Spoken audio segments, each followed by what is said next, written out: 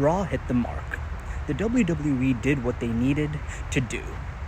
We are just 2 weeks away from SummerSlam, ladies and gentlemen. In fact, even less than 2 weeks away now, with only 3 weeks or so for the build for some of the matches, but it doesn't really seem that bad. The card for SummerSlam is looking great. I'll be sipping a nice cold beverage with some nice meat, maybe chicken wings or a burger. I don't know, let's see. I am ready, that's what I know. Anyways, back to Raw. Let's start with CM Punk and Gunther's situation, and then skim through the rest of the show, and then talk about the Roman Reigns situation with Paul Heyman, Braun Breaker, and Bronson Reed. We are clearly seeing an alliance between Roman Reigns and Jey Uso. More on that later. So the show starts off with CM Punk.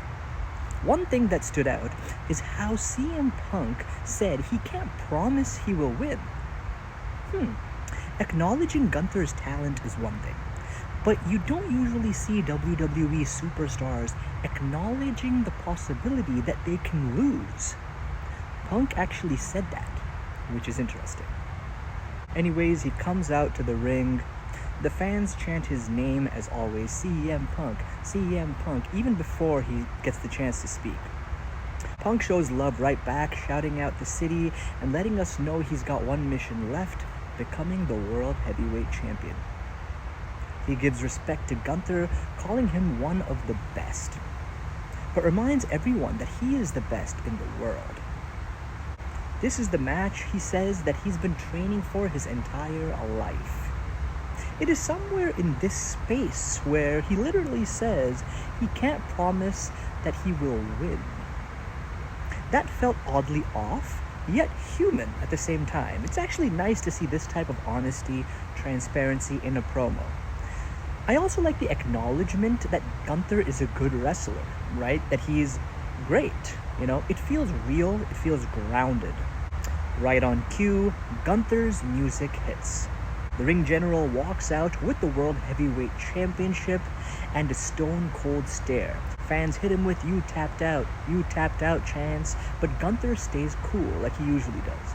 He doesn't insult Punk, he speaks facts. The fact that both are in it to make money and win titles. He also says some good things about Punk beyond that, but also says how Punk's ego is built on crowd reactions, while his is built on results.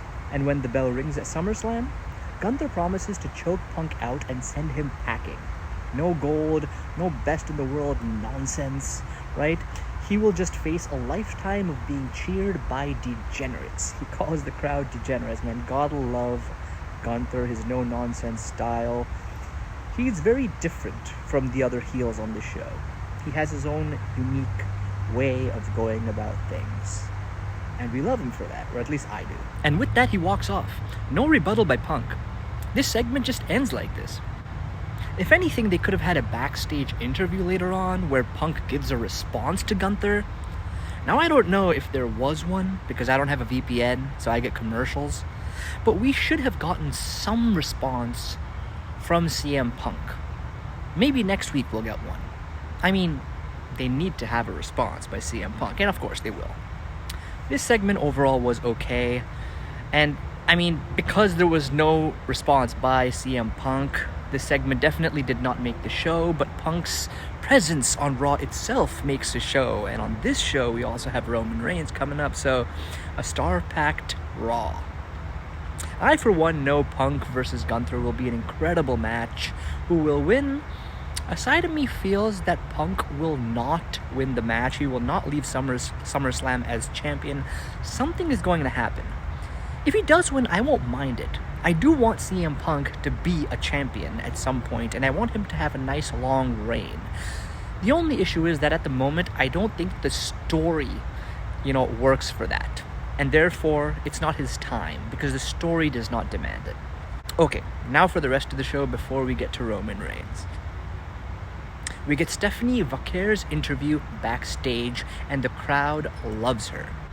Naomi enters, says she will see Stephanie at Clash in Paris, confident that she will beat Rhea Ripley and Io Sky at SummerSlam to remain the women's world heavyweight champion, so that she could face Stephanie Vaquer at Clash in Paris. We get Sheamus versus Rusev again. This was a good match. Last time they had a great match. Just two heavy hitters going at it. A nice physical match. Sheamus wins. Now they are tied, and we will have a third match. And I hope that's the last match, because, I think this should not be a best out of 5 or best out of 7 series. I think 3 is good for them, and then they can move on to better things. We kick it off backstage with Byron Saxton talking to El Grande Americano. Man, I love this gimmick, man. He asks him about his goals. Americano responds in Spanish, or rather, Kaiser, as everyone's saying. It is Kaiser, I believe, right? He speaks in Spanish. Now, I don't know the language enough to tell you whether it's good Spanish or bad Spanish. But anyways, this is a very comical gimmick, so that's fine. Right, it's meant to be silly. Sometimes the WWE has got to do silly things. We got to enjoy silliness once in a while. Anyways, Dragon Lee shows up and shuts down Americano, calls him an insult to the Lucha Libre culture and how he has no fire. Americano gets annoyed, shoves him, and it's on. Total chaos. We get a triple threat #1 contenders match. Cruz del Toro and Joaquin Wilde versus the Creed brothers versus the New Day. Solid action, but this was short. It was just over 6 minutes. The LWO surprisingly pick up the win, right? That was a surprise, right? And yeah, it's about time the WWE started doing something with them, right? Because we tend to forget how good they are in the ring. Right? There were some pretty cool spots, right? He's just flying around. I was amazed, right? And I wish I saw more of that before this match, right? So this was different, and different is good sometimes. Shout out to LWO. They are fun to watch, regardless of how the match turned out. The match was okay, but the LWO, good job.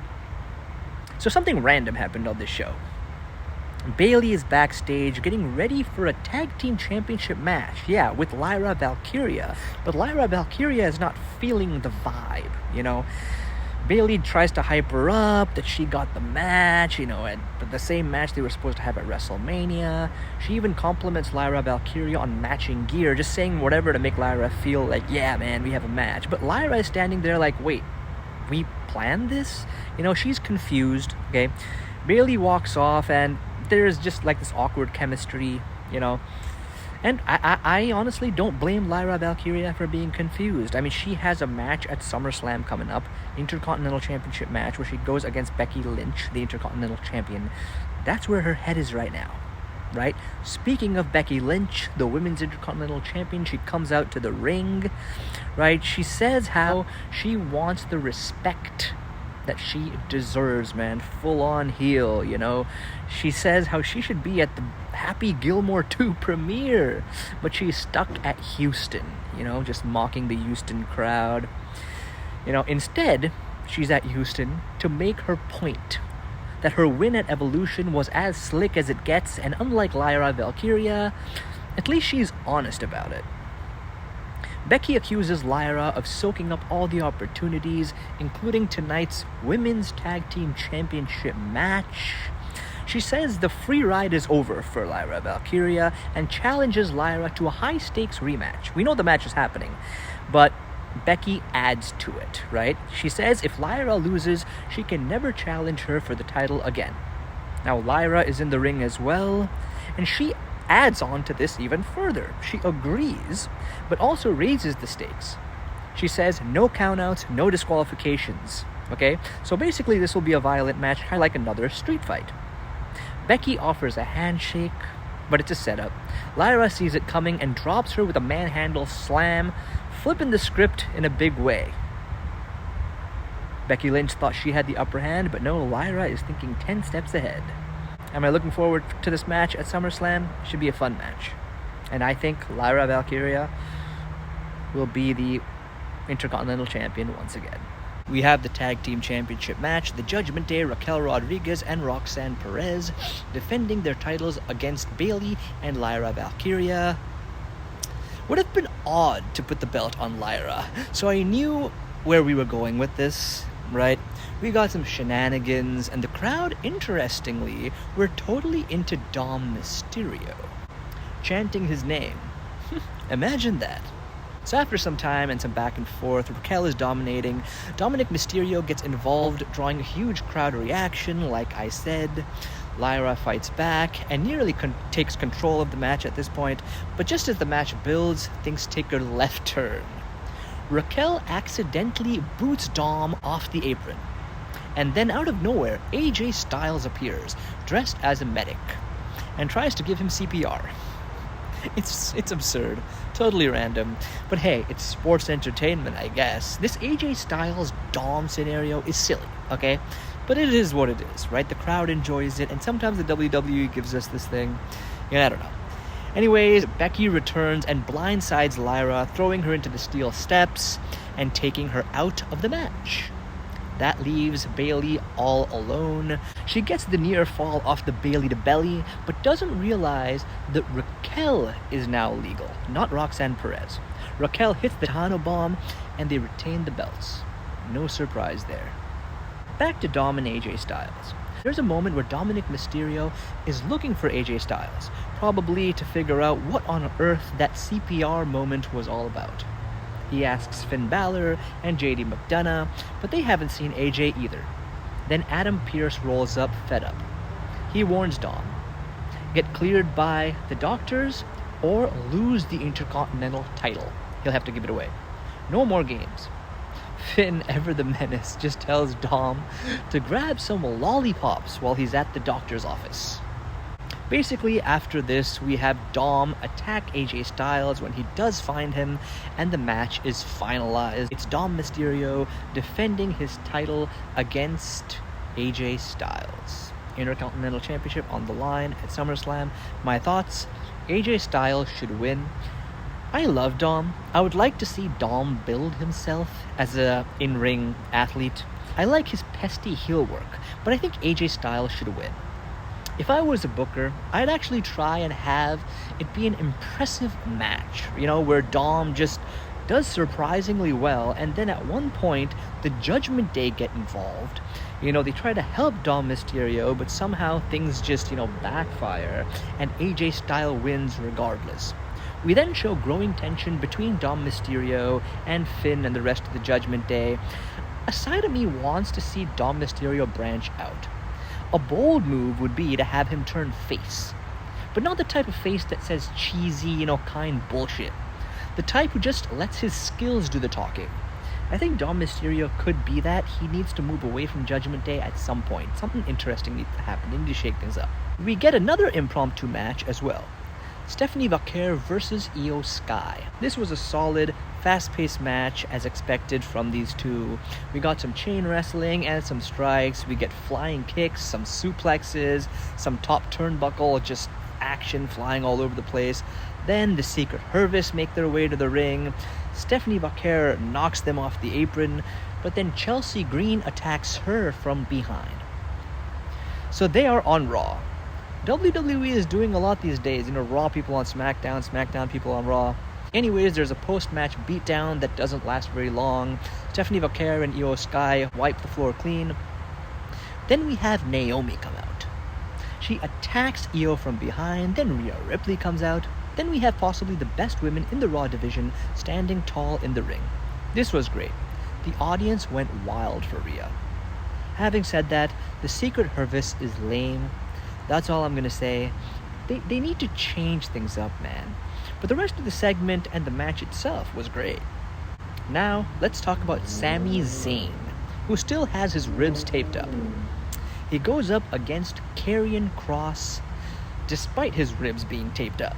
So the match happens. It's a decent match. People love Karrion Kross, but they also love Sami Zayn. They love Karrion Kross as a heel, right? And I feel he hasn't been given his due either. That's true, right? I agree with that. My question is, what is Scarlett's role? Is she just the wife? Does she wrestle? I feel as a couple, they can definitely use some character development. You know what I mean? Karrion Kross wins the match after Scarlett distracts the referee and Sami gets hit dirty by a metal bar. Lots of shenanigans in almost every match on this episode of Raw. Now, Roman Reigns. Now, I know this review of mine wasn't very chronological, so please forgive me. Anyways, yeah, Roman Reigns. So first we have Paul Heyman come out to the ring with Braun Breaker and Bronson Reed. Paul introduces himself as the future of the industry and tries to speak before Roman Reigns' music hits. Paul Heyman lets the fans chant OTC, OTC, instead of blatantly disrespecting Roman Reigns. Paul tells Roman Reigns that Seth Rollins will be out long, leaving a leadership void that might let Paul and Roman fix things. They're better together, he says. He calls Roman his tribal chief and hands him the mic. What a joke. Roman is speechless for a moment. Obviously, Paul is trying to, save his own ass. This is obviously some ploy. Paul Heyman also puts up the finger. And obviously we all know that this is just nonsense, right? Firstly, Roman gets the crowd to acknowledge him and then tells Paul that he is no longer the wise man. He is a dumbass. He then says how Paul takes credit for creating him, but Roman is the tribal chief only because of the people. The people who still respect him, the audience, the WWE universe. Roman says he made Paul family and gave him responsibility, but Paul threw it all away for an old friend of 10 years. Roman insists Paul ruined the bloodline, not him. He tells Paul that although he helped him in the early stages, it was Jimmy, Jay, Solo, and even Sami Zayn who helped him keep the championship for so long. Braun gets increasingly pissed throughout this segment. He wants the mic, and he basically tells Roman he's old news and the future is now. Braun says how it's the age of the big dog. When Roman responds, he sarcastically says how he couldn't hear a word Braun says, and then suddenly Superman punches Braun Breaker. Then he goes after Bronson. Then he gets hit with a spear by Braun. Braun and Bronson team up on Roman. But then, Jey Uso's music hits. Jey and Roman hit spears on Braun and Bronson Reed, collectively ending the show with everyone staring each other down. This was wonderful. A lot happened on this segment. Roman finally expresses his side of things. We are definitely getting Roman and Jey versus Braun and Bronson Reed at SummerSlam. I had mentioned how Seth being gone and injured for some time could potentially be a blessing in disguise in one of my previous videos. It will give Braun and Bronson the time to grow and build themselves. Some are saying the injury is a work. That's a conversation going on. If yes, then a cash-in at SummerSlam would be epic. Can you imagine? Story-wise, that would, surely be a visionary moment for Seth Rollins, the visionary, and it would fit into his whole ploy of never allowing CM Punk to be a champion for as long as he is in the WWE. For just a 3-week build and about 2 more weeks to go for SummerSlam, the build is not so bad. It's pretty good. SummerSlam is looking stacked. I am excited. This show was pretty good, right? A lot to look forward to, a lot of layering. So yeah, guys, I am excited, and that is all I have to say in this review, guys. So please do subscribe, like, share, hit the bell icon. Until next time, peace out.